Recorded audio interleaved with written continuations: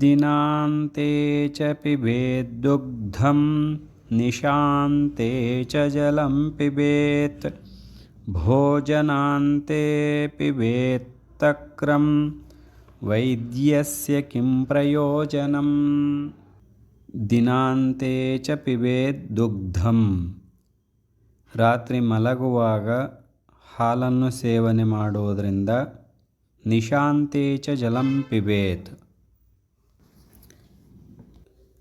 ಬೆಳಿಗ್ಗೆ ಮೊದಲು ನೀರನ್ನು ಕುಡಿಯುವುದರಿಂದ. ಭೋಜನಾಂತೆ ಪಿಬೇತ್ ತಕ್ರಂ.